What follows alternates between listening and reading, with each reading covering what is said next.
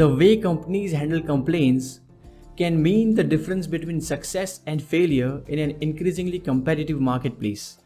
Hi, this is Deevyesh Mistry. In today's video, I'm going to help you understand the significance of complaints and why you should never ignore them.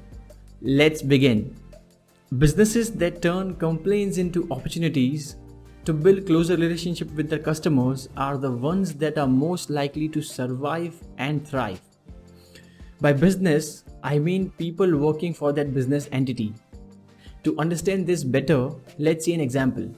At the beginning of my career, I worked with a telecom company. I was just 1 week old in the system and I got a customer at my desk with a dispute I was completely unaware of. But it was for sure that the customer was fed up of being charged wrongly. I understood the whole problem, followed up with the concerned teams for about 1.5 months, and I was finally able to solve that problem for the customer. The customer was so elated with this, and he wrote a handwritten note to my manager describing how I helped him solve that issue. And we all were unbeknown to the fact that this customer was a general manager of a big pharma company, and the way we helped him solve that issue for him, he ended up giving us 125 corporate connections. This proves that a complaint is your second chance to show your customer that you care, which you missed the first time. And once you receive a complaint, it becomes your moral duty to solve that issue so well that the customer converts that complaint into a compliment. The complaint is a signal that should never be ignored, because when the customers complain, they give your company an opportunity to fix what is wrong and to improve your business.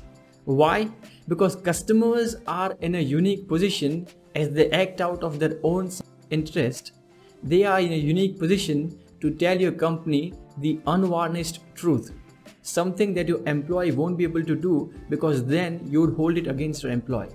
Just about every comprehensive study done on this subject points to greater success towards companies which were able to convert their negatives to positives by handling their complaints effectively. Back in the summer of 2011, Netflix ignored their customers by deciding to split their DVD and streaming business and effectively increasing its prices by 40%. As a result, Netflix lost a whopping 800,000 subscribers and its stock prices fell to less than half of its previous value. And it also made Netflix one of the most hated companies in America. One study showed that roughly 4% of customers, 1 out of 26 that were wronged by a company, complained. The other 96%, that is 25 out of 26, stopped buying and tell 9 to 10 others within a week about their poor treatment. This means that a negative word of mouth pyramid averaging 250 is created. If the company is able to satisfactorily solve the problems of the 4% that complain, meaning turn the negative into a positive, they'll tell 3 to 4 others within a week that the company solved their problem. This will result in a positive word of mouth pyramid of around 100 customers that say good things about the company. The positive group will also develop a closer relationship with the company. What can you do about the other 96%? You can go through your customer list and contact customers and show genuine concern about their well-being, and then if it's okay to ask, then you go ahead and ask as to why he or she has not bought a product from you recently. This will identify a good number of negatives that you can turn into positives, and in cases where there were no negatives, the contact is another opportunity to generate more business. 2 months back, we bought a new refrigerator from Chroma online. A few days later, the machine was delivered. However, it was a defective piece. So at first, we tried contacting Chroma and Bosch to get this problem sorted. Chroma was quick enough to solve this problem. However, Bosch could not handle it properly. We waited for a few days, almost a week, and then at around 8:45 p.m. on a particular night, I got a call from a person claiming that he was an area manager from Bosch. I narrated the whole story to him, and then he assured me that he would call me the next day with a resolution. He did not call me the next day. I waited for the whole day. At around 8:45 p.m., the same time he called me, I called him. And the way he responded was a shock for me. So, firstly, he did not recollect who I was, so I had to repeat the whole story. And then he said, whatever it is, please call us tomorrow because we are closed for the day. So I decided to send emails to the heads of both these companies, CEO of Chroma, who is Mr. Avijit Mitra, and MD and President Bosch India, Mr. Soumitra Bhattacharya. At around 11:50 p.m. this mail was sent to both these gentlemen. The next day at around 7:19 a.m. I got an email from Mr. Avijit Mitra apologizing for the inconvenience caused to me, and that he highlighted and escalated this issue to the concerned team.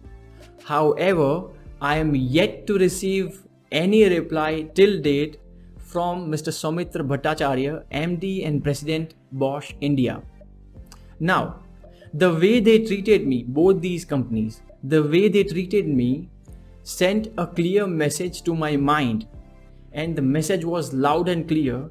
Chroma was prompt enough to care about its customers. However, what Bosch conveyed to me is that they don't care about their customers. Now the question is, will I ever buy from Chroma again? Definitely yes. But will I ever buy from Bosch again? Definitely no. This again brings me to a very important point I have shared in my previous videos. Your business or the company is an inanimate entity, but the people who are working there are the ones who are creating experiences for those who are walking in. And this stands true for online shopping as well. You see, technology can be convenient, but it's only us humans who can make our fellow humans experience care and concern. Over and above your policies and protocols, what differentiates you as a business from others is how much you care about your customers. And if you don't do this, your company or your business will start its downward journey, and no matter what you do to save this, will not be able to do so. Because no matter how big you think your company is to not care about your customers, the decision maker on the other end is a human. And unless you connect emotionally with your customers, he or she, consciously or unconsciously, will keep on looking for your replacement. And the moment he or she finds one, you will be the one who will lose. So the next time you get a complaint, be thankful and appreciate that customer, because complaints are the blessings in disguise. If you want to become a crackerjack communicator for anything life throws at you, click on the link in the description and join my private Facebook group.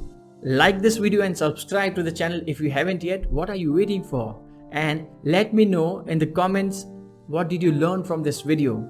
Let's start a conversation, and I'll see you in the next one.